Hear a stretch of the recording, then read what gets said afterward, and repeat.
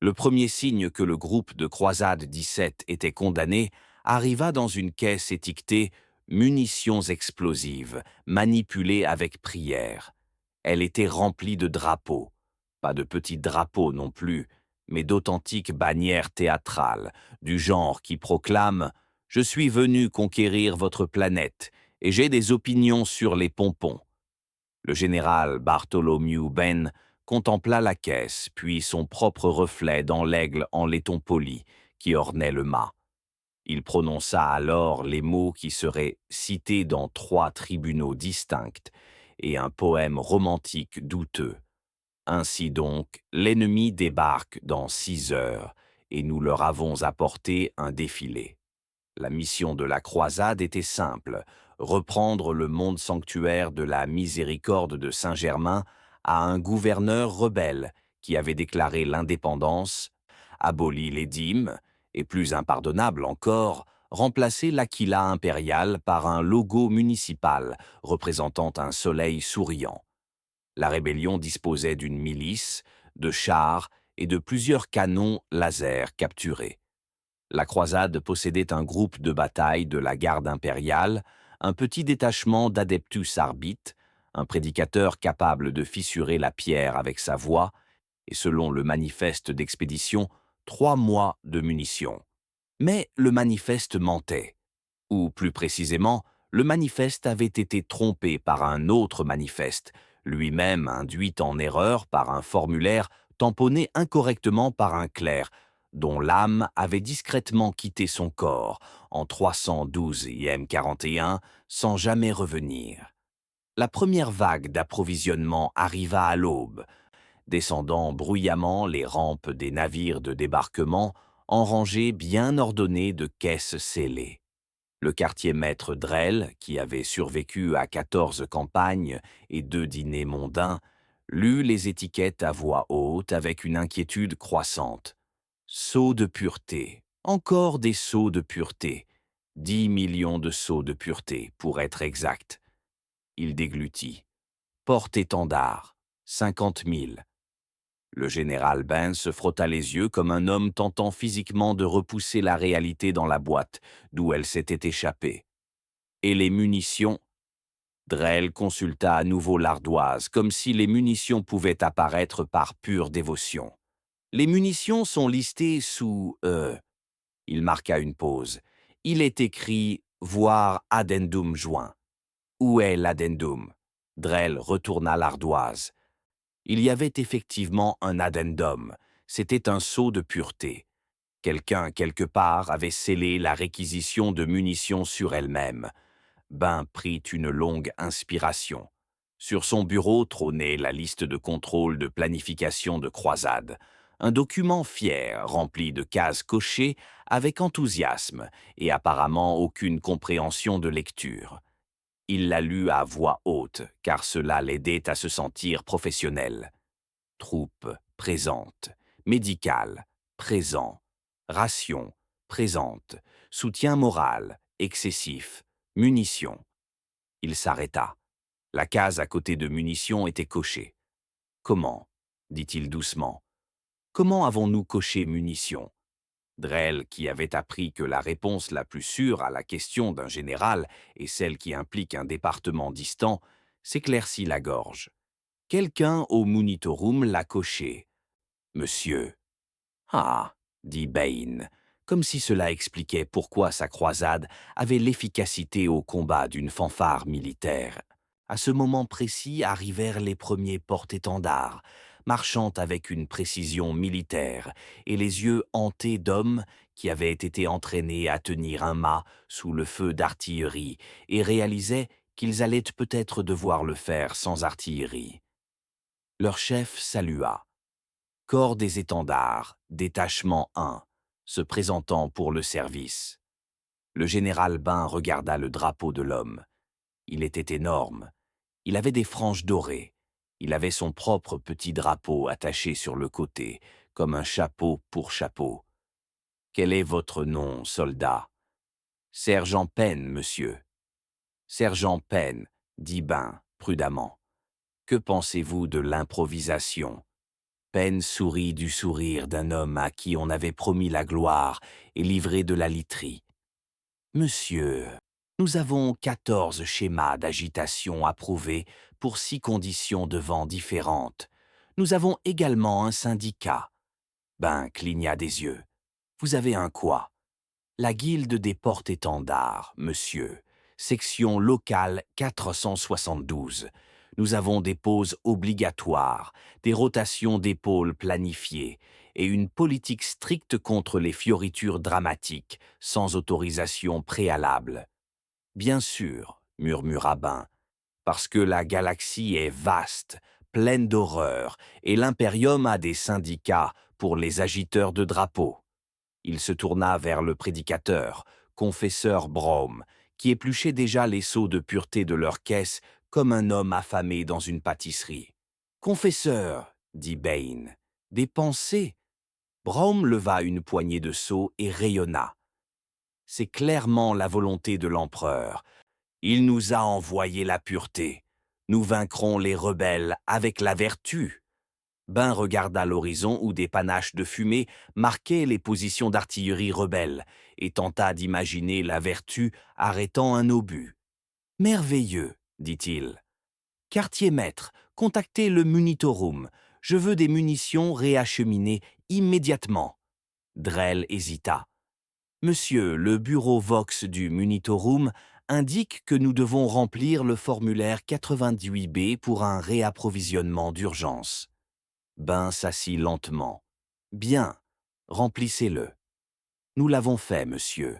Il a été retourné. »« Pourquoi ?»« Il nécessite le formulaire 88B addendum, monsieur, qui nécessite le formulaire 88B déclaration d'addendum en 3 exemplaires et une signature humide d'un officier autorisé de rang colonel ou supérieur. » Ben leva les yeux. « Je suis général. » « Oui, monsieur, » dit Drell d'un ton d'excuse, « mais le formulaire spécifie colonel ou supérieur, et le Munitorum classe général comme une catégorie distincte, nécessitant une vérification supplémentaire. » Bane fixa le plafond avec l'intensité d'un homme tentant d'étrangler télépathiquement la bureaucratie.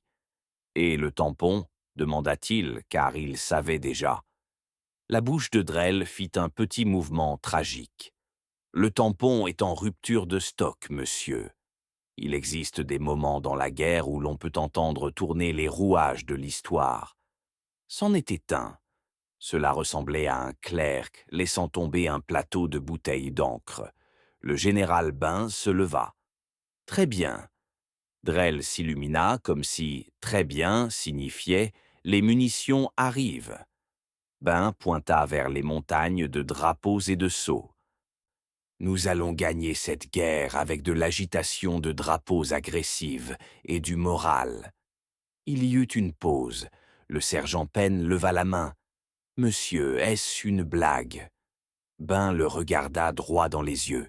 « Sergent, je n'ai plus le luxe des blagues depuis mon second mariage. » Par nécessité et légère folie, le groupe de croisade 17 développa ce qui serait plus tard inscrit dans le Tactica Imperialis comme doctrine 17, dominance textile. D'abord, ils tentèrent l'option sensée. Ben ordonna un raid sur le dépôt de ravitaillement rebelle le plus proche. L'idée était simple, prendre leurs munitions, leur tirer dessus avec. Problème résolu. Mais le dépôt, une fois ouvert, ne contenait que des caisses supplémentaires de drapeaux.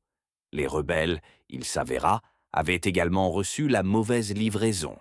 Le quartier-maître rebelle, capturé en train d'essayer d'allumer un cigare avec un mât de bannière cérémoniale, fut traîné devant Ben. Ben brandit le manifeste rebelle.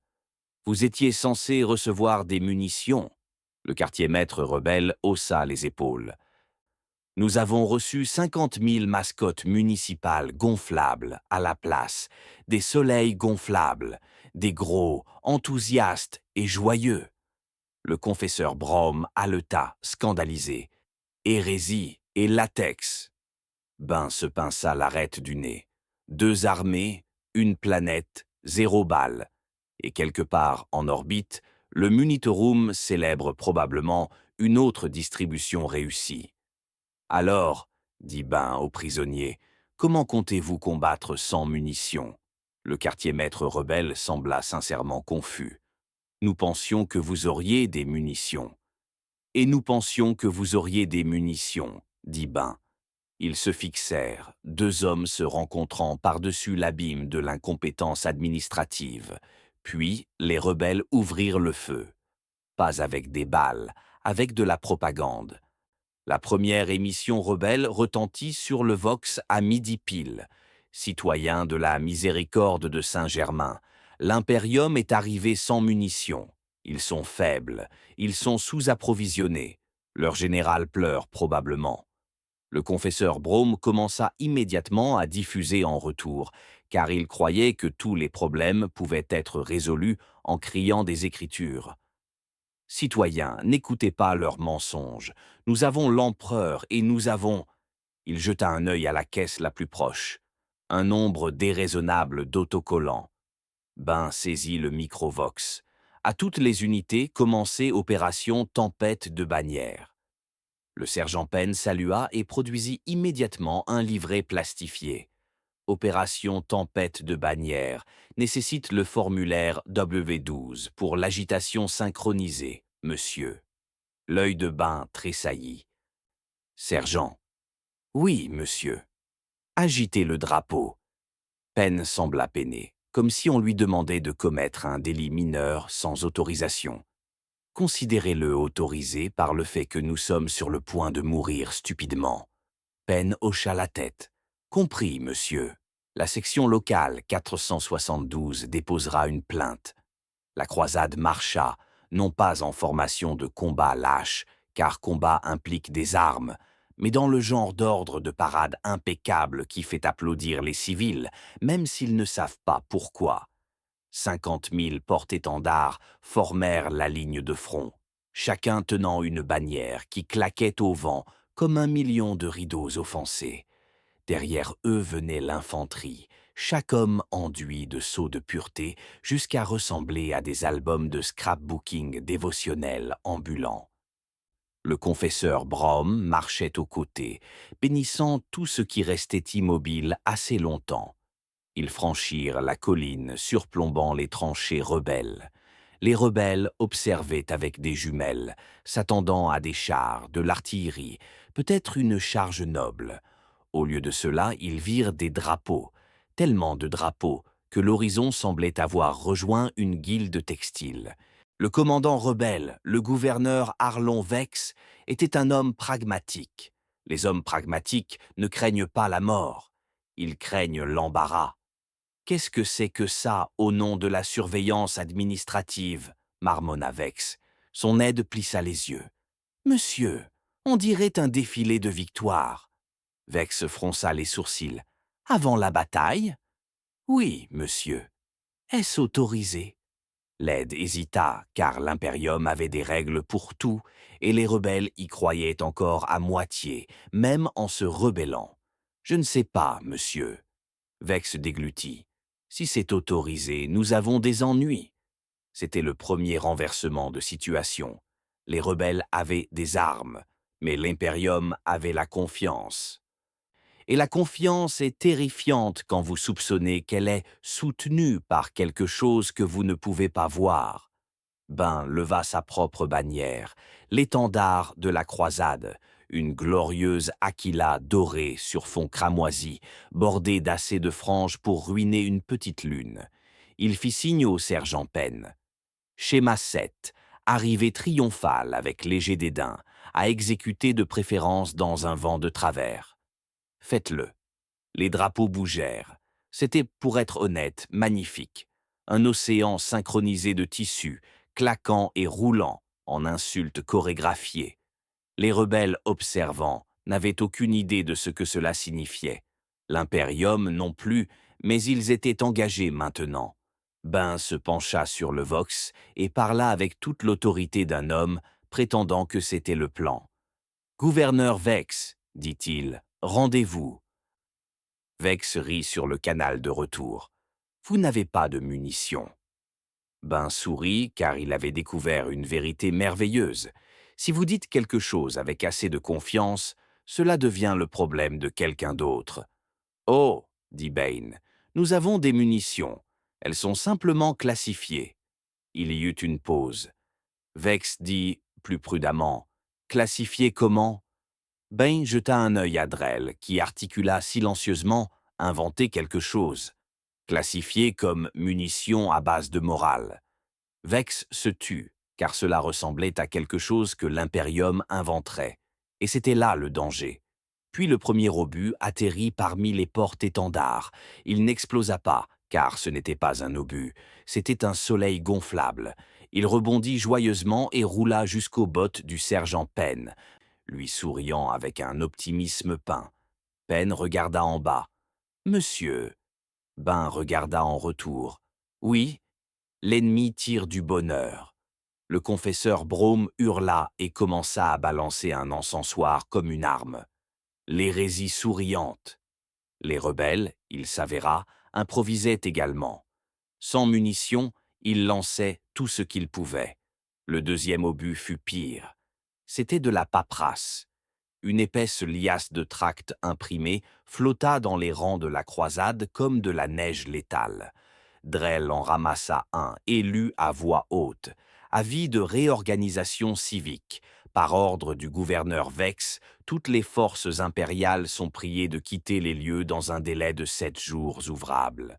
Ben cligna des yeux. Ils nous expulsent? Le confesseur Brome saisit un tract et le déchira en deux. Un sceau de pureté sur son gant se colla au papier. Il tira. Le papier résista. Bientôt, Brome luttait avec ce qui ressemblait à un petit animal agressif. Cela devint le gag récurrent numéro 1. Les sceaux de pureté. Ils collaient à tout. Armes, casques, bottes, visage, dignité. Un soldat éternua et scella accidentellement ses propres narines. Il survécut mais ne pardonna jamais à la religion. Ben réalisa quelque chose avec un sentiment d'angoisse. Nous ne pouvons pas les surpasser en tir, nous devons les surpasser en impérialité. Ben ordonna la création du bureau de conformité morale. Si vous n'avez jamais vu un bureau de conformité morale, imaginez un bureau normal, puis retirez la joie, ajoutez des porte-blocs et nommez quelqu'un pour tamponner vos émotions. Le bureau produisit 3 outils essentiels. Un tableau d'autocollant de morale, des phrases d'encouragement approuvées à réciter toutes les heures et un nouveau formulaire, le formulaire M1, exigeant que tous les soldats signalent leur niveau d'enthousiasme actuel sur une échelle de résigné à religieusement inquiétant. Les hommes détestèrent cela, ce qui augmenta ironiquement leur morale, car, au moins, ils pouvaient tous détester la même chose ensemble. Mais le moral seul ne gagne pas les guerres. Il vous fait simplement mourir avec une meilleure posture. Puis Ben prépara l'arme la plus dangereuse qu'il possédait, une cérémonie. Il ordonna une procession triomphale complète devant les murs de la ville. Les rebelles observèrent depuis les remparts, tandis que l'Imperium assemblait un défilé si grandiose qu'il ressemblait simultanément à un couronnement, un festival et des funérailles suspecteusement bien financées. Il y avait des tambours, des trompettes, 50 000 porte-étendards, arrangés par gradient de couleurs pour une intimidation maximale. Une chorale, car le confesseur Brome avait découvert que chanter rendait les gens trop confus pour argumenter. Au centre se tenait le général Ben, tenant l'étendard de croisade avec l'expression calme d'un homme sur le point de bluffer l'univers. Il ouvrit un canal Vox vers le gouverneur Vex. « Gouverneur, selon la tradition impériale, nous tenons la cérémonie de victoire. » La voix de Vex crépita, tendue. « Vous n'avez pas gagné. » Ben sembla presque offensé. « Bien sûr que si. Nous avons programmé la cérémonie. » Il y eut une pause contenant tout un débat philosophique sur la question de savoir si une chose devient vraie si elle est placée sur un calendrier. Vex dit Vous ne pouvez pas tenir une cérémonie de victoire pendant que la bataille est en cours. Ben répondit, « Gouverneur, si vous souhaitez déposer une plainte, veuillez la soumettre en triple exemplaire au bureau de conformité morale. » Vex bégaya, « Ce n'est pas un vrai bureau. » Drell se pencha vers son micro. « Nous avons un tampon. » Vex se tut à nouveau, car tout le monde connaît la hiérarchie du pouvoir dans l'Imperium. 1. L'empereur. 2. Celui qui a le tampon. Puis, Bane escalada. Il instruisit le sergent Penn d'exécuter le schéma 13. Fioriture insupportablement confiante. Penn pâlit. « Monsieur, le schéma 13 est restreint. »« Par qui ?»« Par la guilde, » murmura Penn. « Il provoque des tensions au poignet et une supériorité morale. » Penn le regarda. « Sergent, c'est la guerre !» Penn déglutit, puis hocha la tête. La section locale 472 se souviendra de ceci. Il s'avança, leva l'étendard et exécuta une floriture si agressivement triomphante qu'on se sentait jugé par du tissu. La ligne entière de porte-étendards suivit, 50 000 drapeaux claquant à l'unisson. Le son était comme un millier de portes, claquant simultanément. Les rebelles sur le mur tressaillirent. Vex observa, et en cet instant son esprit pragmatique fit la chose pragmatique. Il paniqua. Car aucun homme sain ne tient une cérémonie de victoire avant une bataille, à moins qu'il ne sache quelque chose que vous ignorez. Ben se pencha une dernière fois sur le vox. « Gouverneur Vex, dit-il aimablement, vous pouvez vous rendre maintenant et être rappelé comme un homme qui est retourné à la lumière de l'empereur. » Vex grogna. « Jamais. » Ben soupira. « Très bien. » Il fit signe au confesseur Brome. Brome leva les mains, et la chorale commença à chanter. Ce n'était pas un hymne. C'était le chant le plus redouté de l'administratum, copié d'une vidéo de formation pour nouveaux clercs. Un refrain simple, lancinant, imparable. « Veuillez prendre un numéro. Veuillez prendre un numéro. Veuillez prendre un numéro. » Le son roula sur les murs comme une peste de politesse. Les rebelles commencèrent à se regarder, incertains. Puis Ben révéla la pièce finale de l'opération Tempête de bannière. Il parla, amplifié. « Citoyens de la miséricorde de Saint-Germain, par l'autorité de l'Imperium, nous commençons l'audit. Il existe des armes dans la galaxie qui réduisent les mondes en cendres. Il existe des horreurs qui rampent à travers la réalité. Et puis il y a le mot « audit » qui fait envisager l'exil aux adultes. » Puis, tragiquement, hilairement, le Munitorum répondit. Un message arriva. Drell lut. « Votre demande a été reçue. Délai de traitement estimé, 6 à 8 mois standard. Veuillez profiter de ces sauts de pureté supplémentaires. Ils ont joint un sondage. » Ben, très calmement, prit le sondage, le leva pour que tous puissent voir et le déchira en deux. La croisade acclama. Les rebelles observèrent cet acte de défi ouvert contre le Munitorum et octèrent de peur sincère, car si un général était prêt à énerver le Munitorum, que d'autres étaient-ils prêts à faire? C'était le renversement final. L'horreur cosmique était devenue mesquine. Les rebelles n'avaient pas peur de la mort. Ils avaient peur des retards administratifs. Le gouverneur Vex se rendit, pas avec un discours dramatique, pas avec un dernier combat.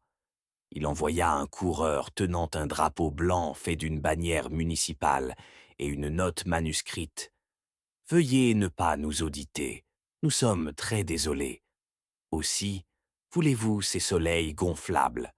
Le général Ben accepta la reddition avec la dignité d'un homme qui venait de gagner une guerre avec des textiles. Des semaines plus tard, le Munitorum livra finalement les munitions de la croisade. Elles arrivèrent 9 mois après la fin de la guerre, dans des caisses étiquetées « Tenture cérémonielle, ne pas manger ». La victoire fut enregistrée comme un exemple stupéfiant de guerre morale et de domination psychologique. Le rapport officiel ne mentionne pas le syndicat des drapeaux, les émeutes du tableau d'autocollants, ni le fait que le Marshall Corps demanda, purement à titre de preuve, un soleil gonflable commémoratif. Leçon apprise. Dans l'Imperium, les munitions sont optionnelles. Les formulaires sont éternels.